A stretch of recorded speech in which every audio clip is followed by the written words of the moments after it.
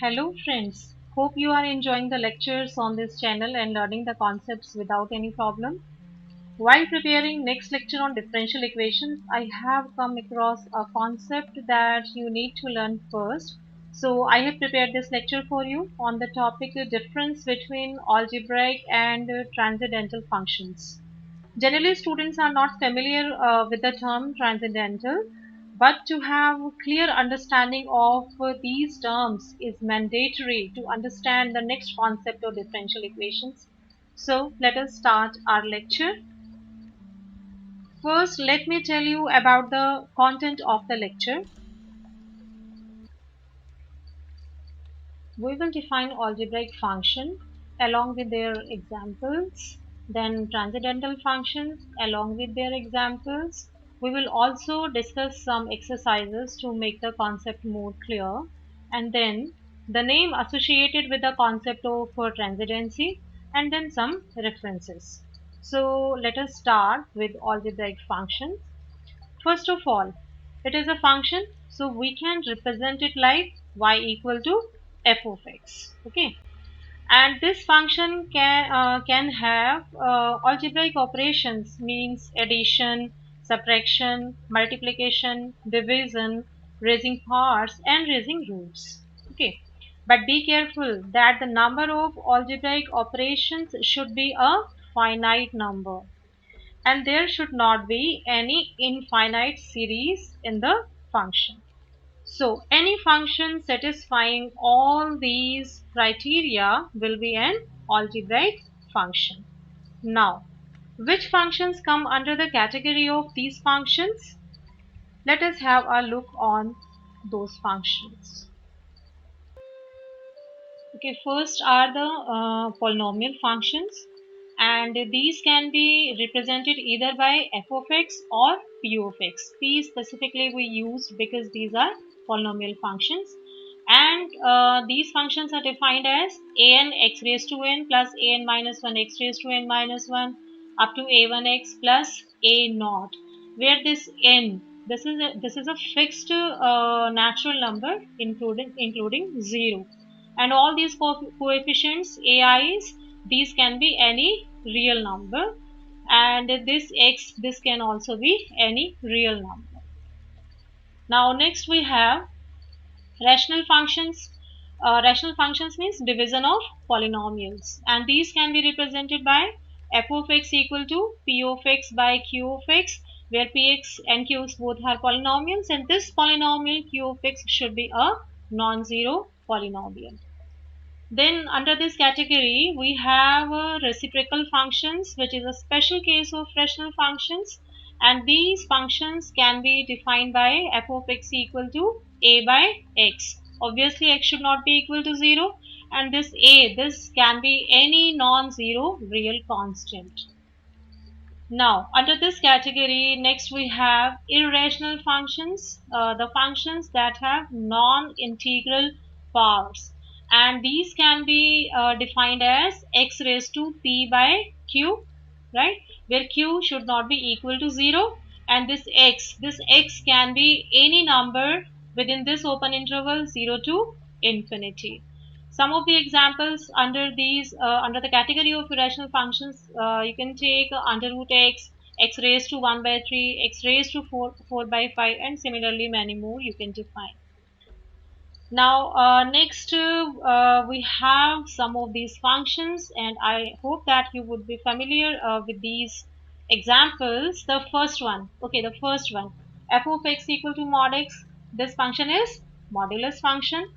Next we have f of x equal to mod x by x if x is non-zero, and 0 if x is 0, and this is our signum function. And the last one is our greatest integer function. So all of these functions which are piecewise functions also come under the category of algebraic functions. Okay, and now we'll come to next type of functions, that is transcendental functions. Okay, the one way to define transcendental function is a function which is not algebraic function, that will be transcendental function. And the other way to define this function is, again, because this is a function, so we can write it like y equal to f of x, which is not a finite combination of algebraic operations like addition, subtraction, multiplication, division, raising parts, and raising roots. So be careful. Here we have written not a finite combination. It means in transcendental function we have infinite series of algebraic operations. Okay. Now we'll see that which functions come under the category of transcendental functions. All the infinite series functions will be transcendental functions like trigonometrical functions, inverse trigonometrical functions, hyperbolic functions, inverse hyperbolic functions, exponential functions, and logarithmic functions. And these two functions are inverse of each other. Okay, so now I will tell you the name of that great mathematician who formally brought into picture the transcendency. And here is the picture.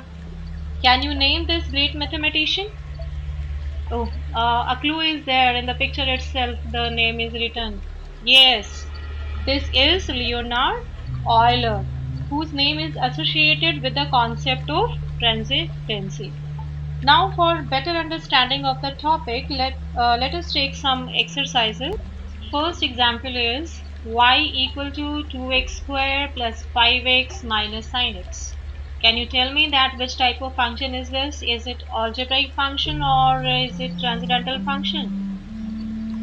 Yes, you can see that here the term sin x is there. It means trigonometrical term is there. So this function will not be algebraic because this sin x can be represented like an infinite series. So this function will be a transcendental function. Got it? Okay. Now let us take the next exercise. Take this question: y equal to x plus 5 times log x plus minus e raised to x. Okay, again you can see that because log x and also e raised to x, these two functions are there, so the combination of all these will make this function a transcendental function. Okay, got it. Now let us take the next exercise: y equal to x cube plus 5 times root x minus 2. Okay, now you tell me that which type of function is this? Yes, you can see that we have here taken the power 1 by 2. Here is a polynomial type expressions, and also this is a finite combination of these terms x cube, root x, and a constant polynomial, you can say. So this the combination of these functions will make this function a algebraic function. Okay, got it. Very good. Now let us take the next exercise. So you can see this function. Which type of function is this? This is the division of two polynomials, right? So this will come under the category of rational function. It means this will be an algebraic function. Okay, fine. Now let us take next exercise. Y equal to x raised to 1 by 3 pi root x minus 2 upon 1 plus sine hyperbolic x. Even if in the numerator there is no problem, but in the denominator we have here hyperbolic function. So it will make this function a transcendental function. Okay, fine. Okay, now we have this sixth exercise. Fine, in this function you can see okay, no problem because of this, no problem, no problem, but in the denominator we have here cos inverse x, right? So inverse geometrical function, it means now this function will be a transcendental function. Got it? Okay, got it. So now that the topic of algebraic and transcendental function is clear to all of you, here are some of the references. You can visit these websites, and also you can refer to this research paper. Thank you so much for listening. Stay home, stay safe, stay happy. Sarv Hitayach, Sabka Bhala Ho.